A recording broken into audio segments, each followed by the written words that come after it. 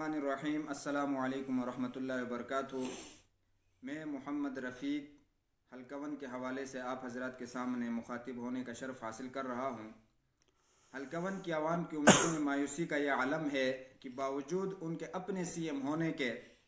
ان کے اپنے حلقے میں اس وقت عوام ایک شدید مشکلات کا سامنا کر رہی ہے۔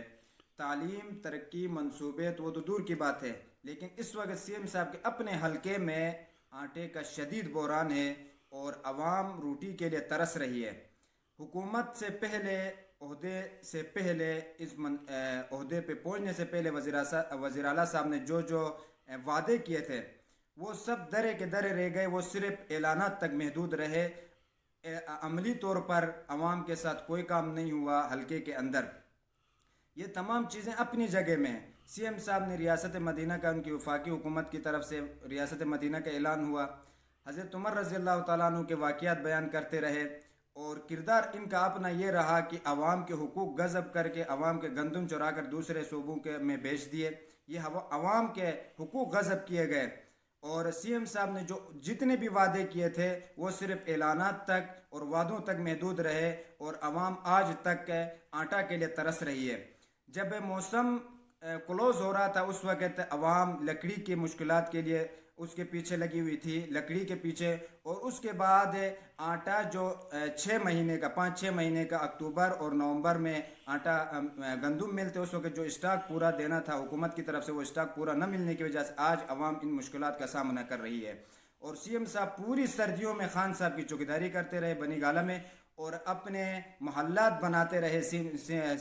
بنی گالہ میں، اور عوام وہاں ترستی رہی آٹا کے لیے۔ عوام روڈ کی وجہ سے پریشان ہے۔ آپ نے دیکھا ہوگا کہ سوشل میڈیا میں استور بازار کا مین چوک کی حالت کیا ہے، ضلع بالا اور منیمرگ وغیرہ کے روڈ کی حالت کیا ہے، وہ آپ سب حضرات کے سامنے سوشل میڈیا میں آپ دیکھتے رہتے ہیں۔ لیکن سی ایم صاحب نے جتنے بھی وعدے کیے تھے وہ سارے درے کے درے رہ گئے۔ انہوں نے کل عوام کے سامنے آنا ہے، سی ایم صاحب آپ نے کل عوام کے سامنے آنا ہے اور اپنے تمام تر وعدوں کا جواب دینا ہے، اور آپ نے جتنے بھی وعدے کیے تھے ان وعدوں پر آپ کتنا اترے ہیں۔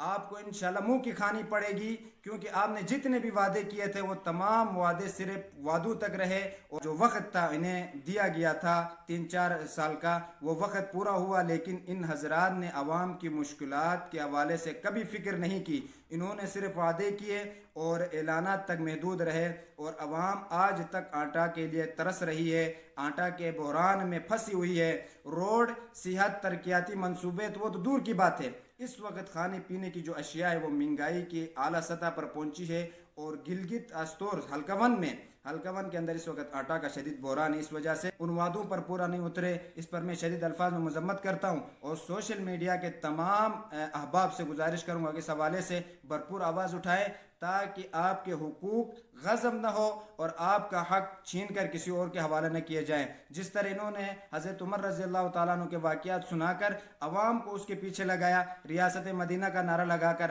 عوام کو نعرے کے پیچھے لگایا، اور انہوں نے اس نعرے کے خلاف، اور حضرت عمر رضی اللہ تعالیٰ عنہ نے تو اپنے کندھے پہ اٹھا کر اس بڑھیا تک اس کی غذا پہنچائی تھی، لیکن انہوں نے حلقہ 1 کی عوام کا حقوق، حلقہ 1 کے عوام کے جو گندم تھے وہ اٹھا کر دوسرے حلقوں میں انہوں نے بیچ دیے، اور انہوں نے چوریاں کی ہے، اس میں کوئی شک نہیں ہے۔ انہوں نے عوام کے حقوق کو اوپر ڈاکہ ڈالا ہے۔ ہم بھرپور طریقے سے انشاءاللہ وقت آئے گا اگلے الیکشن میں بھی آپ نے ہمارے سامنے آنا ہے، اور میں سوشل میڈیا سے